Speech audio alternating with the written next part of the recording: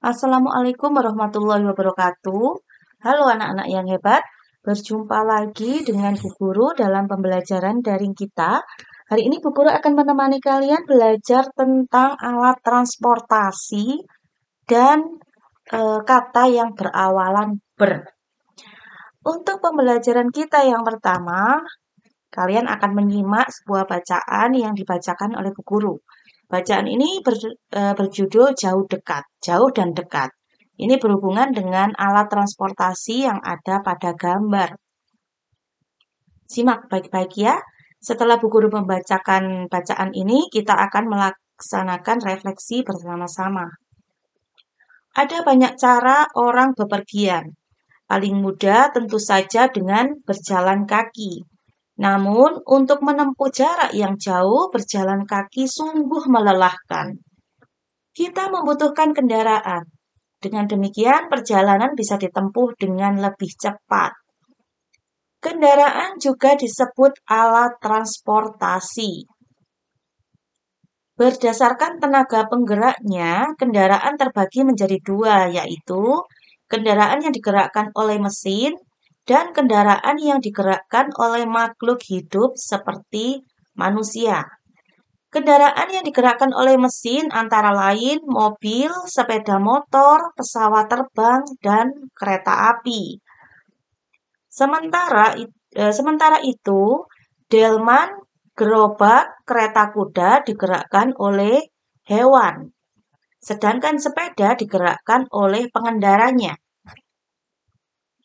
Menariknya, orang-orang juga mengendarai hewan secara langsung, tidak duduk di atas kereta atau gerobak yang ditarik hewan. Hewan yang dijadikan tunggangan atau sebagai penarik kereta biasanya memiliki kelebihan kuat berjalan jauh, kuat membawa beban, atau mampu berlari kencang. Mungkin kalian sudah tahu kuda, sapi, atau kerbau dijadikan tunggangan ataupun penarik kereta. Di negara lain, orang-orang juga menaiki keledai, unta, bahkan gajah. Berdasarkan tempat pemakaiannya, ada kendaraan yang digunakan di darat dan ada yang digunakan di perairan dan di udara. Kendaraan di darat misalnya sepeda, mobil, sepeda motor, truk, kereta api, dan sebagainya. Delman atau hewan yang menarik kendaraan juga berada di darat. Di sebagian daerah yang memiliki sungai, bepergian lewat air terkadang lebih disukai, walaupun sudah ada jalan raya. Banyak orang di sana yang tetap memilih lewat sungai. Alat transportasi sungai antara lain sampan, perahu cepat atau speedboat, dan kapal. Kapal yang berukuran besar bahkan bisa mengarungi lautan. Kemudian ada juga jenis kendaraan yang mampu melintas di udara. Ada helikopter, kemudian ada pesawat terbang, dan ada pula kendaraan yang sampai ke luar angkasa. Disebut pesawat luar angkasa. Itu adalah jenis transportasi yang memudahkan kita untuk menuju tempat yang lain. Meskipun tempat tersebut ada di belahan bumi yang berbeda dengan kita, tapi kita akan dapat menempuhnya dengan cepat. Itu adalah beberapa alat transportasi anak-anak. Sekarang kita waktunya berdiskusi kembali. Seperti yang Bu Guru sampaikan pertemuan yang lalu, berdiskusi itu adalah menyampaikan argumen. Setelah membaca teks jauh dekat, kita akan berdiskusi dengan mencari sumber dari bacaan lain. Misalnya, apa saja alat transportasi yang digunakan di sungai atau di laut? Kalau Bu Guru menjawabnya, alat transportasi yang dapat digunakan di sungai atau di laut adalah sampan, speedboat, dan kapal. Kapal yang besar digunakan di lautan lepas. Tidak bisa digunakan di sungai. Adakah jawaban kalian yang sama dengan Bu Guru? Ya, pintar sekali. Untuk refleksi yang kedua, diskusi kita, tahukah kalian alat transportasi darat yang disebut dokar? Kemudian, apa yang dapat kalian ceritakan tentang dokar? Berarti kalian harus menyampaikan argumentasi kalian tentang dokar. Dokar, menurut Bu Guru, adalah sebuah alat transportasi yang ditarik oleh kuda. Biasanya disebut dengan delman. Istilah dokar digunakan di bagian wilayah tertentu, misalnya Jawa. Kalau delman adalah istilah bahasa Indonesia dari dokar. Coba ceritakan apa yang kalian tahu tentang dokar. Diskusi kita selanjutnya, di sebagian daerah perahu disebut sampan. Apa sebutan untuk perahu di daerah kalian? Kalau di daerah Bu Guru, tetap sampan. Perahu dengan manual ya, tanpa mesin. Itu namanya sampan. Dan yang terakhir, menurut kalian, mengapa ada begitu banyak jenis kendaraan? Kalian bisa menyampaikan pendapat kalian secara langsung maupun secara daring kepada Bapak atau Ibu Guru. Kenapa ada banyak jenis kendaraan? Kemudian, tugas selanjutnya, silakan kalian pilih kendaraan. Kalian perlu membentuk kelompok atau kelompok yang sudah ada yang dibentuk oleh Bapak atau Ibu Guru. Setiap kelompok memiliki satu moda transportasi.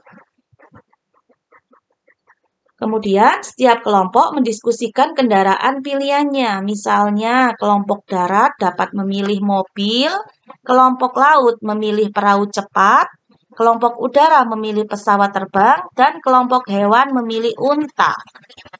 Tentu saja kalian boleh mengusulkan kendaraan lain di kelompok kalian.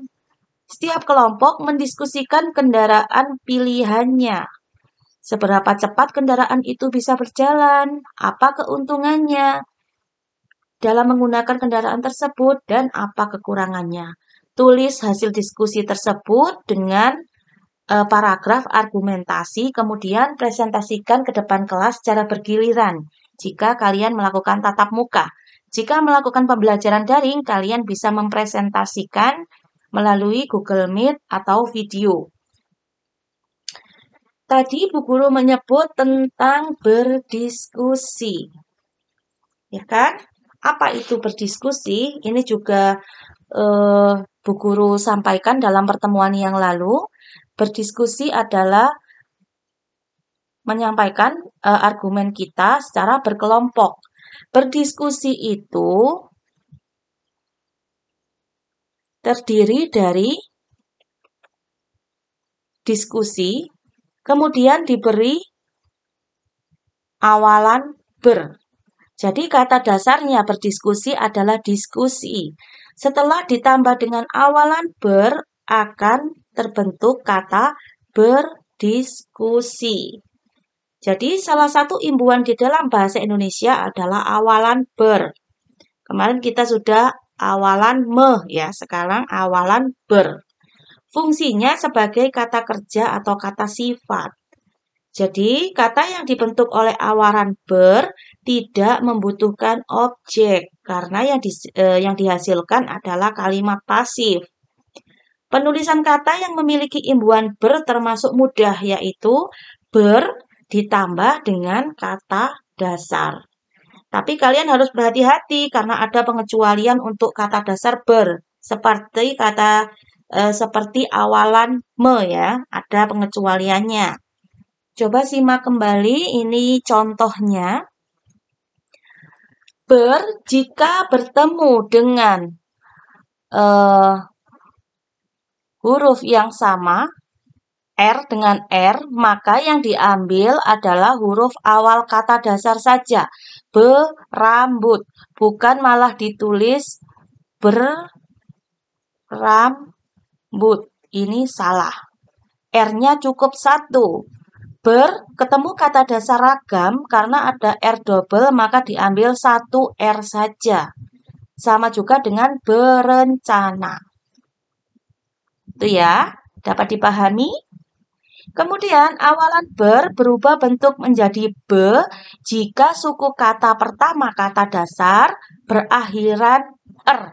Misalnya ber ditambah kata dasar kerja, bukan menjadi berkerja, bukan. Karena ini ada er-nya ya.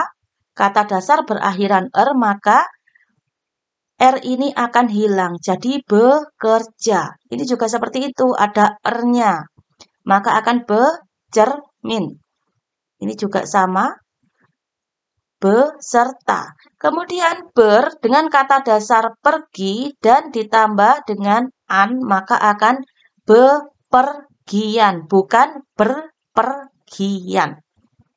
Kemudian pengecualian khusus. Ber dengan ajar, kata dasar ajar akan menjadi belajar. Ber dengan kata unjur akan menjadi belunjur. Ini berlaku untuk ber yang ketemu dengan huruf vokal. Kemudian ber jika bertemu dengan kata main akan tetap bermain, berkunjung, dan bersekolah. Bentuk umum imbuhan ber selain pengecualian di atas. Untuk lebih jelasnya silakan kalian coba kerjakan soal berikut. Ingat ya, ini ada kata capung terbang di udara. Bu Guru beri contoh, berarti ini bisa ditulis capung. Jadi apa ini?